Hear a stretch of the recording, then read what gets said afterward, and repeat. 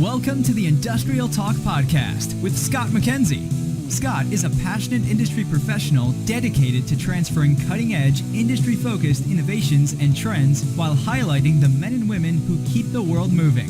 So put on your hard hat, grab your work boots, and let's go. Hey there, welcome to the Industrial Talk Podcast. Again, an absolute honor.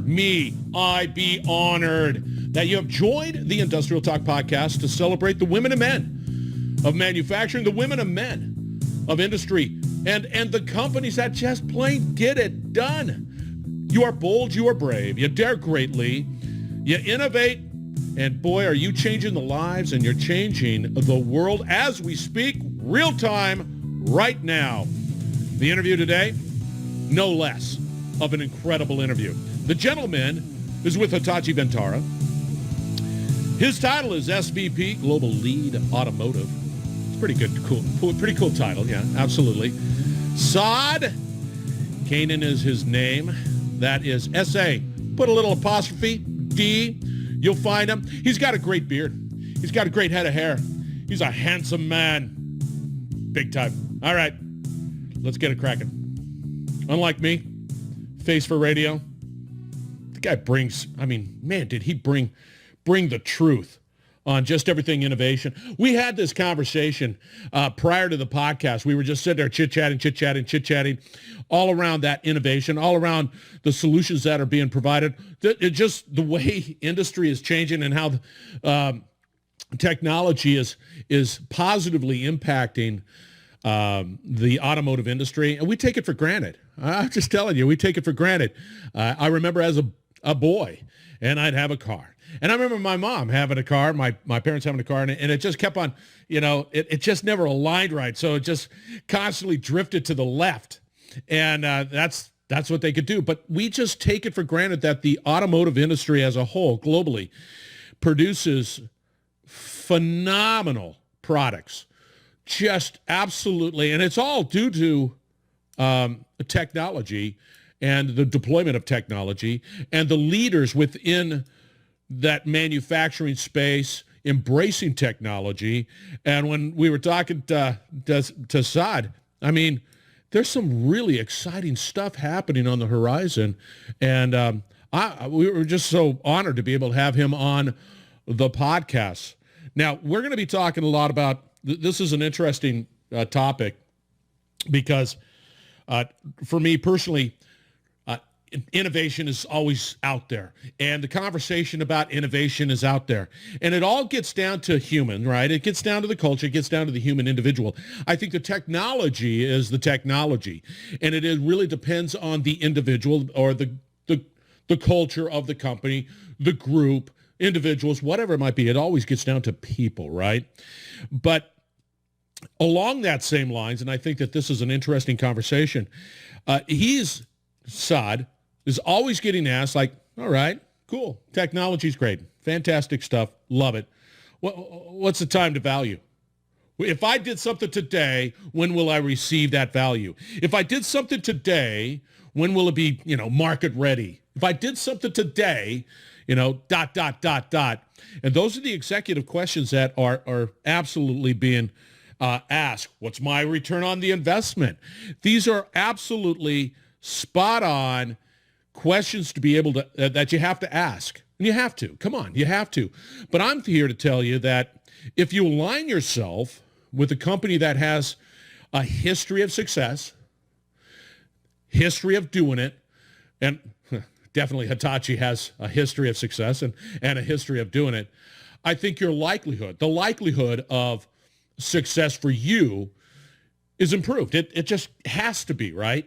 It just has to be, because they do it. The Hitachi's in manufacturing, and then they deploy the technology in their manufacturing footprint too as well. So yeah, they have use cases. Yeah, they have avenues of success. So anyway, that is the way I look at it. So if you're asking those questions, if you're looking for solutions from an enablement point of view in technology, I'm telling you, Hitachi Vantara is the way to go, because they're going to have those questions, or they're going to have answers for your questions. And if they don't, they're going to find out. And if they find out, they're going to come up with a solution that'll make you a success. Woo! Try to change my mind on that one, big time. All right, let's get on with the interview. Now, this is truly an interview with the implications of paper and pencil. You got to take notes because Sa'd is amazing. And here's a shameless plug to Sa'd. I want more because what we talked about prior to the podcast, we didn't cover all of it.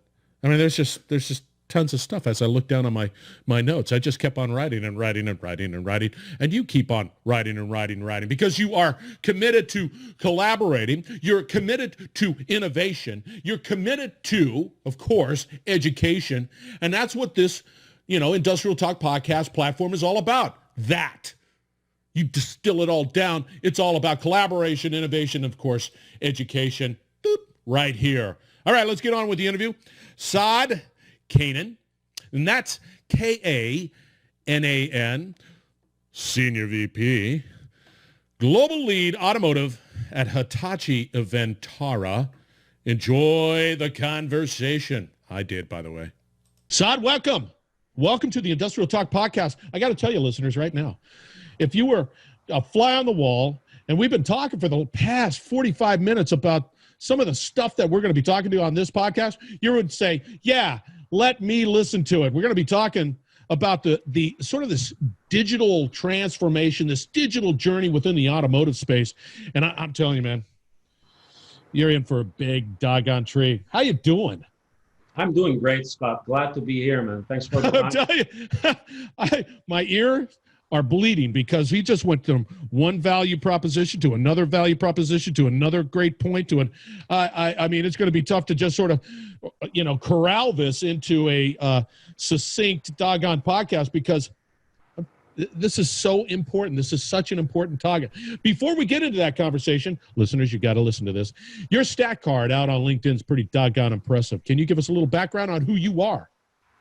Thanks, Scott. Yeah, so I'm Senior Vice President with Hitachi Vantara, and in my current capacity, I manage our automotive practice on a global basis. So we work with clients in this space across the board to enable their business to be more successful by understanding their customer better, by making a better product that's cheaper. And, we will be talking about time to value. We're talking about time to market and all these beautiful buzzwords. We'll explain them and figure out how do we enable them.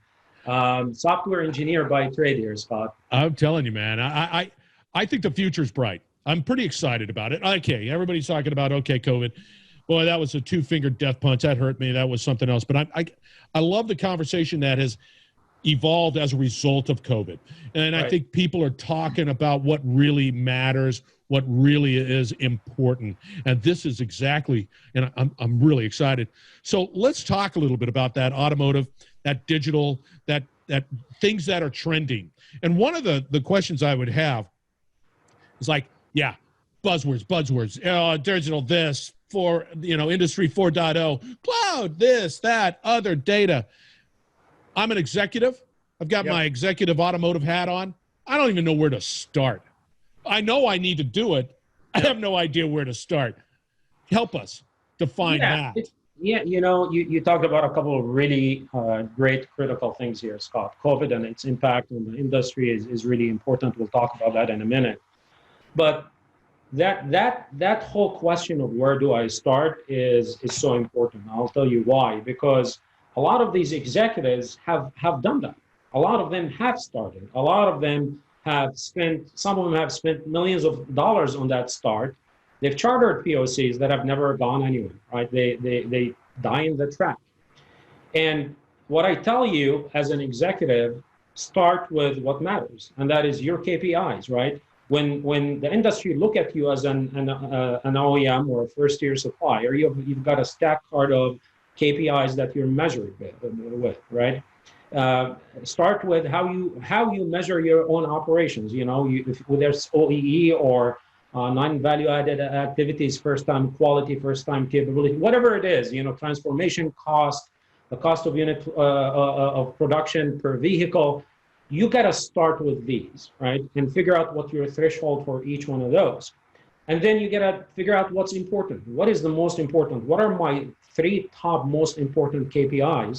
And then once we do that and we get a better understanding of that, then we start looking at use cases that is going to enable that. That's going to propel that into success, right? So, for example, if we're talking about non-value added activities, figure out what is the white space in my process. How do I eliminate this and make my employees more productive? We then think about, I'm going to go and look at vision systems that can look at my worker movement and not just look at it, but predict it to ensure that my worker is doing what he or she is supposed to do, right? And, we look at that in sequence or whatever it is, whatever your process looks like, right? If we're looking at first time quality, first time pass, then we're going to look at things around predictive quality, predictive maintenance of machinery. We're also going to use those vision systems to figure out the sequence of steps that employee needs to take in order to install a product and ensure that that product got installed correctly, so that the quality of that product is where it needs to be, right? Once we have that landscape of KPIs, here are my KPIs, here are my use cases, then from there, we start thinking about that from a technology perspective. See, right? and that's good. I want to make sure you listeners understand that. We haven't deployed any technology yet. We're just saying, here, these KPIs, these 3 are important to your business. And you agree, and everybody shakes their head, and they're saying, yep, that's important, that's important, that's important. Great. Let's talk a little bit about some examples, use cases that we can apply to these particular topics. We haven't even begun to say, all right, now let's start talking about the technology to enable that. Is that correct? So you're absolutely right. So if you're looking at this as a pyramid, if the listeners are looking at it as the pyramid, right? The top of your pyramid is really your business KPIs. Layer down from that is what we talked about as use cases. And at Hitachi Vantara, we've already deployed over 30 use cases in the automotive industry successfully at a number of OEMs. We've defined 179 standard use cases that we're in the process of deploying.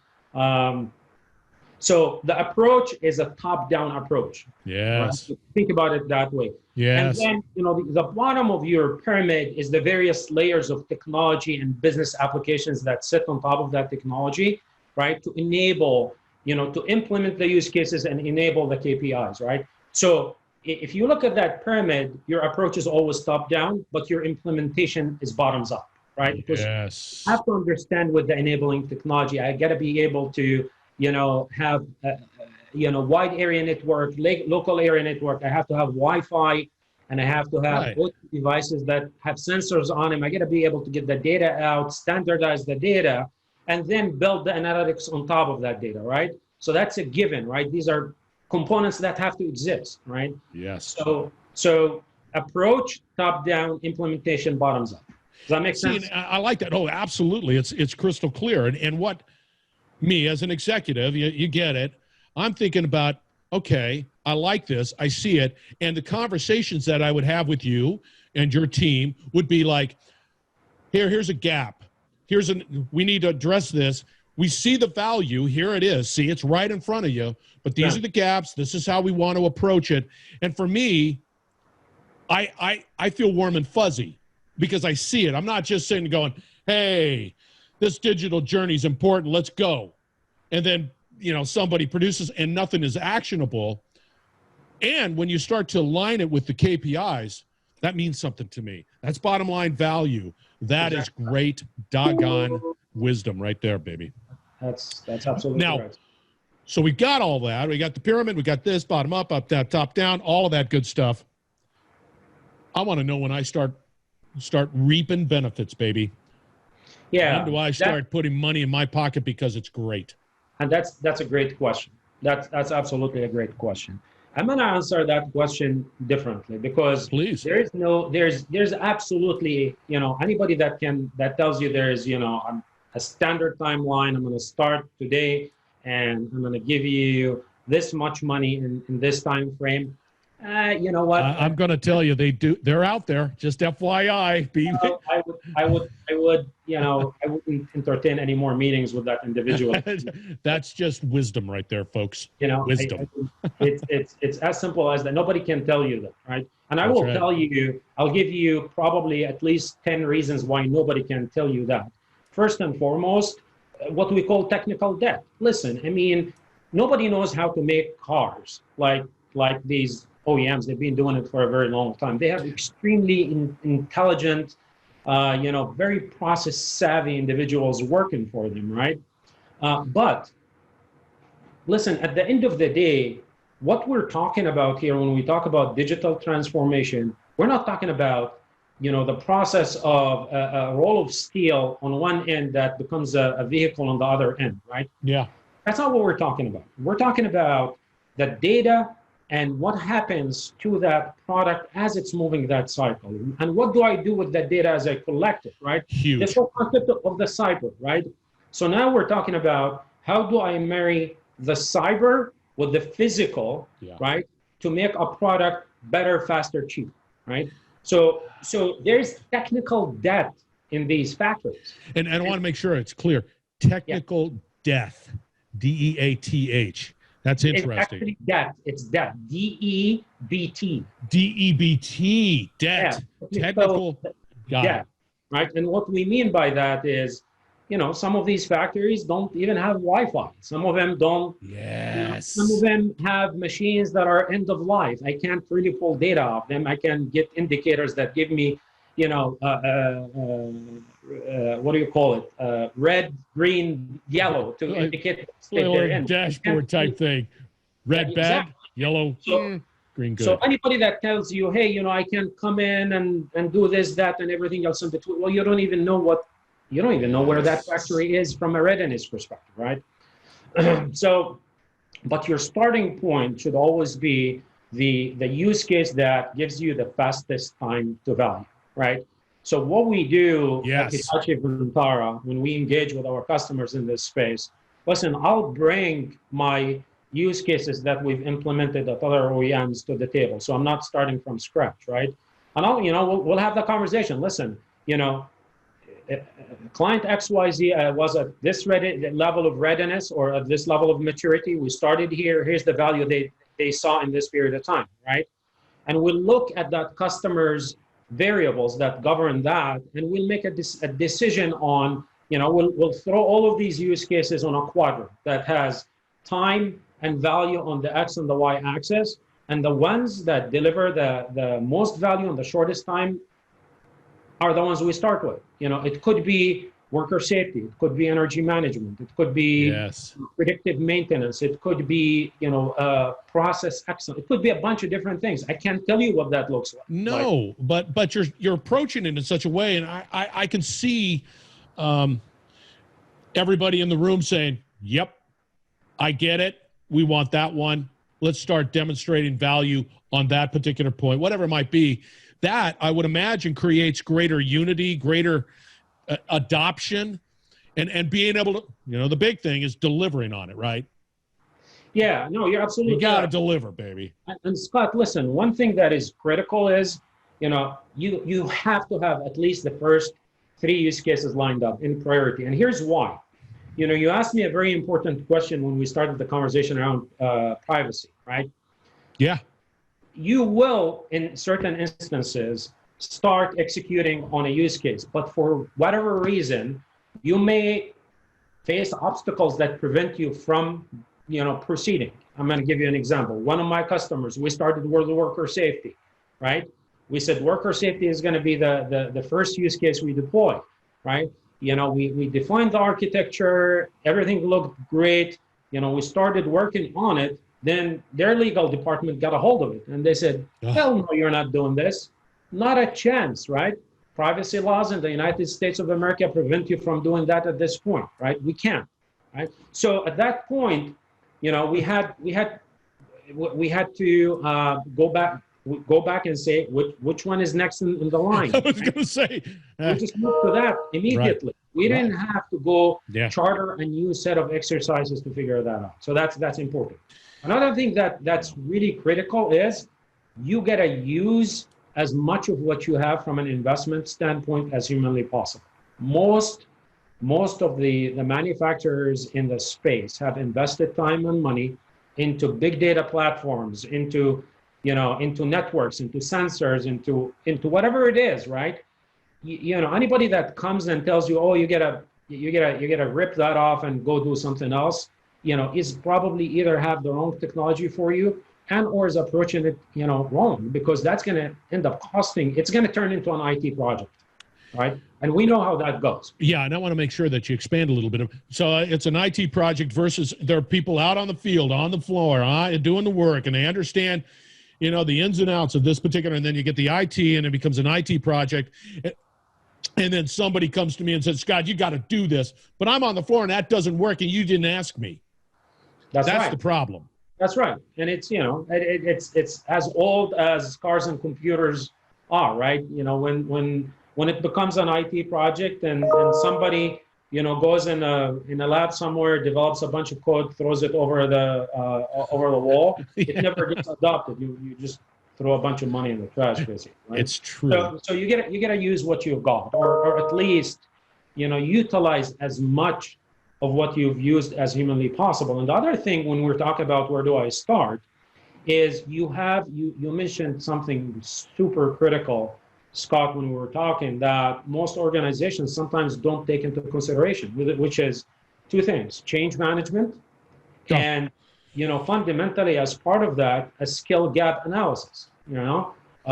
Yes. Again, you're bringing new technologies, new processes, new ways of doing things to the table. You have got to understand where your workforce is from a skill set perspective and ensure that you understand the gap. So you either augment it by bringing in new people, or you put in training programs that bring your workforce into an appropriate skill set level, so that a couple of things. You don't want external providers maintaining these solutions forever, because it's expensive, man. Yeah, it's cheap. That's not cheap. That's for sure.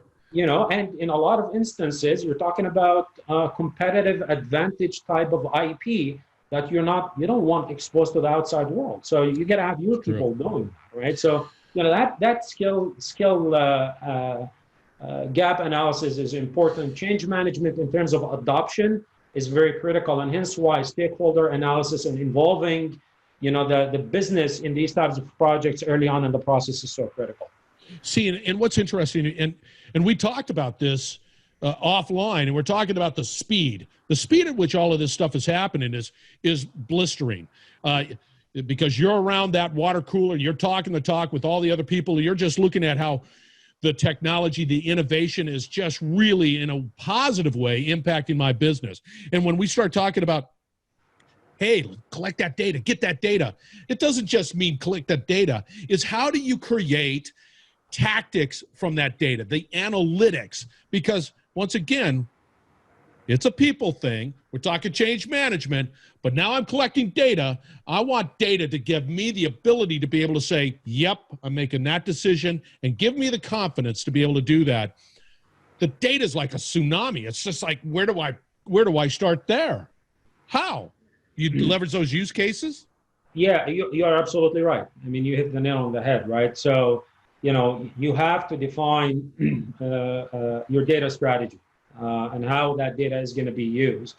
And, from our perspective, when we talk about that conversation, again, we start with, listen, what actionable insights are you looking for, right? And we overemphasize that, and we overemphasize the word actionable here. And the reason why is, okay, so it's great that you're going to tell me that my welding robot is going to run out of oil or is going to overheat, and it's going to go down, I don't know, 2 days from now. So what, right? Now I want to understand the impact of that on my production run, right? My cycle time and whatnot. Yes. And I want to understand. What can I do? What actions do I need to take to prevent that from happening, right?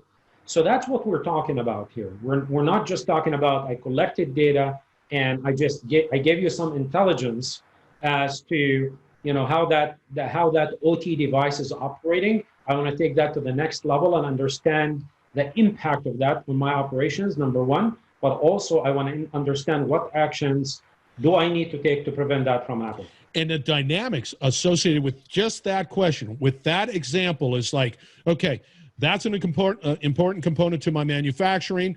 I see that it's looking yellow, possibly going red. We've got to figure out what that action needs to be. But you can also look at it, how it impacts other parts of your manufacturing, be able to strategically be able to pull that asset out, do what it is right on time at the right and minimal impact to your opposite. But to do that, you got to collect that data. You're absolutely right. And there's a very important dynamic here, Scott, that builds that partnership between IT and the business, because IT is not going to understand what actions need to be taken, right? IT understands how I'm going to collect that data and what kind of analysis do I need to give you, but they need the business to define what those actions need to be, right? And that forces that partnership to exist between the two organizations to ensure that the initiative is successful. Yeah, and which is real important, especially today. If you're going down that road, if you're going down that journey, you're going to have to be arm in arm with IT and operations to be able to have that conversation, because right now, and to your point, you're linking the cyber with the physical, right? Yep. And you're removing that wall and recognizing that the physical, the people out on the field, in the operations, there is a huge cyber component, and they have to be, hand in hand, and it never stops. It never stops. Let's just put pen to paper. I'm doing one thing. I'm testing this out. You've given me the great reason why I've got my KPIs. I've identified the really sort of low-hanging fruit for benefit reasons. Right. When can I start seeing some value? Well, so based on what we've seen in the marketplace, right? What we try to do is we try to show value to the business within a 16-week time period, right? That is that the silver or magic bullet, whatever you want to call it? It's not, right? And again, this is based on 30 plus use cases we've implemented at various OEMs, in the past, probably since 2017. That's what we've seen. We've seen, we'll run that exercise of defining the KPIs and the use cases within the first about 4 weeks, defining what that low-hanging fruit. Then within the first 16 weeks, we'll deliver the first use case. What we see is delivering that first use case, and then yucataning that to the remainder of the operations or the plants. Now, with that said, there's a lot of variables that play into it, right? And I've seen it shorter by 4 weeks in some instances, and I've seen it longer by up to 6 weeks in other instances, right? But kind of that's kind of if I was a framework, that's what we look at in terms of time to value, is about the 16-week. Right, and I would imagine a big component to that is people, right? You're trying, if you're saying, hey, it's not the technology, man. It's that culture and that human element that is involved. If everything's sort of rowing in the same direction, I would imagine the results, the benefits, the results, boom, I would imagine much quicker. Yeah. I would imagine. Yeah, and it's listen, when we talk about technology in this space here, Scott, I think it's really important to talk about one thing here, and that is proliferation of various IoT solutions in manufacturing. And that, I will tell you, when we think about, we talked about, well, we didn't talk about COVID, but when we talk about COVID solutions, right, from our perspective, right, and which is part of what we call our smart spaces area of solutions. When I'm talking to executives within IT and within the business, whether it's COVID solutions, whether it's core IoT solutions, supply chain solutions, those have to be looked at as inputs. Meaning, endpoints that integrate into the overall IoT platform that is running your operations in the plant. That is extremely critical because it's going to enable you to centralize and standardize the way you look at your operations, both from an IT perspective and from a business perspective. Otherwise, you're going to end up with, if I have a Kawasaki and a Canuck and a Hitachi, for example, robotics and a Mitsubishi on my floor plant, I'm going to end up with 4 solutions right there just for robotics, right? Yeah. And you can extrapolate that there is probably 300-400 and even more than that major OT devices on that shop floor. I'm going to end up with an integration nightmare if I end up doing that, right? To get all these to get all these separate solutions or disparate solutions to talk to each other, for me to look at plant level operation would become a very expensive proposition. We had that issue in the olden days in IT. We called them spaghetti charts, where you had hundreds of applications that were closed loop applications. You had to have ASCII and comma delimited file. I mean, it was yes. And we standardized. We came up with solutions, enterprise services bus and service-based architectures, yes.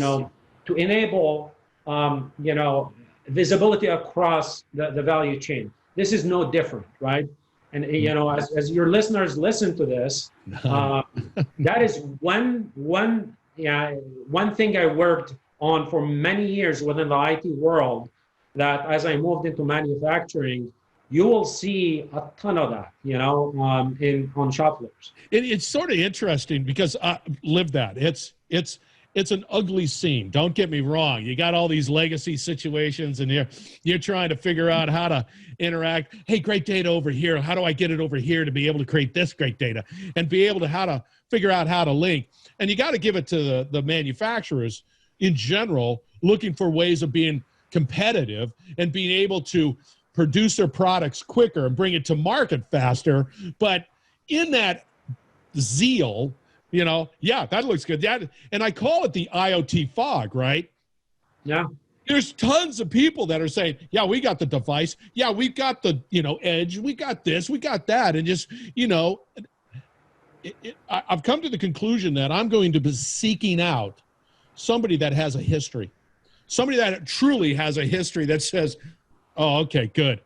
And I think an advantage we have there, Scott, to be honest with you, is we're a manufacturer. We're 100-plus-year-old manufacturer. Yeah, been there, done that, right? So when we talk about these things, excuse me, from a Hitachi perspective, I've got these, in 800-plus plants across the globe, where we've done this. We've right. implemented a lot of this technology in-house, and now found the benefit out of it, and are saying, hey, customers, listen, come to my plant, take a look at what we've done here, and let's figure out how we make this happen for you. Wow. So I'm not going there with a bunch of PowerPoint presentations and whatnot, and a report that's going to sit somewhere. I can tell you, the Hitachi's manufacturing base is diverse. It's not just, oh, yeah, we manufacture computers. No, you're in heavy stuff, man. You're manufacturing big stuff. It's amazing. 20,000 products. Now you just chill on that for a minute, right? No, I can't even count that high. And when we're talking about automotive specifically here, Scott, you've got Hitachi Automotive Systems is a first-tier manufacturer. Our products are, extremely high quality components and whatnot that go into so many cars that your listeners are probably driving on the road today. We sell the steel that goes into making the car. We sell the injection moldings. We sell the paint and the paint pigments and the paint wash. Well, listen, when we talk about the automotive industry, we're talking from somebody who's been there and been doing it for many, many years. And, we'll take you to our factory. Take a look at it working in there, man. That's the beauty of it. It's a freaking no-brainer, baby. I'm telling you right now, I would do it in a Of course, I like taking tours of facilities. So eventually, when this whole new normal if you haven't listened to your listeners, if you haven't been in a plant, I know most OEMs actually have these tours that they do of the plants and they're open for the public. You just got to schedule it. Go look at it. It's so much fun, Scott. It's pretty cool. And I always get dazzled by the fact that you have something in mind and you walk on in and the thing is huge and you're going, oh, yeah. Are you kidding me? Who did that? That to me is always like a wow. Exactly. Oh, anyway, we got to wrap this doggone interview up. This is excellent stuff. I know that I'm going to probably push for phase 2 of this particular conversation just because we still hadn't covered a number of the other topics that we wanted to talk about. But let me ask you this. Are you out there? Are you out there on LinkedIn? If somebody wants to say, yeah, I want to talk to Sa'd. I'm out there on LinkedIn, baby. So you just tell them how to spell the name there, Scott. That's right. I am going to. That's it. It's S-A, put a little apostrophe, D, and it's Kanan. That's K-A-N-A-N. I'm not sure if there's many out there that have that name, right? That's probably no. It's the most complicated 3-letter first name on earth, man. It is. I'll tell you that. It is. and if once you see the guy, flowing dark head of hair with a beautiful beard, you found him. That's him. Yeah, and Scott, I do have to say, man, that dude on your right. Microphone. Right. I mean, I looked at that. I'm like, holy God, that dude looks like me. That's right. I'm gonna have to just get a pair of glasses, and it is you. I love it. I love it. It's all great. right. So this was fantastic. Absolute joy that you were on this particular podcast. Thank you very much for joining. It's a pleasure, Scott. Thanks for hosting. All right, you listeners out there, what we're going to do is we're going to have to wrap it up on the other side. And again, at industrialtalk.com, because Sa'd just sort of dropped a bunch of truth bombs, it'll all be out there. I'm overwhelmed, but I just took a master's class in manufacturing, automotive manufacturing. Thank you very much there, Sa'd. Thanks, Scott. Take care. All right, listeners, stay tuned. We're going to wrap it up on the other side. You're listening to the Industrial Talk Podcast Network.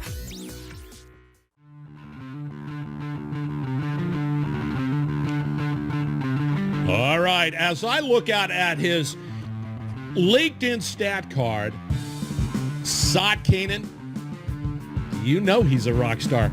Just peruse his stat card out there on LinkedIn. You will not. I mean, you will be impressed and not disappointed by any stretch of the imagination. Definitely has street cred when it comes to this stuff. Yeah. So everything that will be out there on industrialtalk.com. Absolutely. All the links. But I highly recommend that you get a hold of that gent right there. And you won't be, I'm telling you, you won't be disappointed by any street. I mean, you will not. Mark my word for it. All right. Be bold, be brave, dare greatly. Reach out to people like Sa'd is bold, brave, and dare greatly. People at Hitachi Vantara does it. Reach out to your whole world will definitely change if you reach out to people who challenge you each and every day. Thank you very much for joining the Industrial Talk Podcast. We're going to have other great interviews right around the corner. Thank you, and also be safe.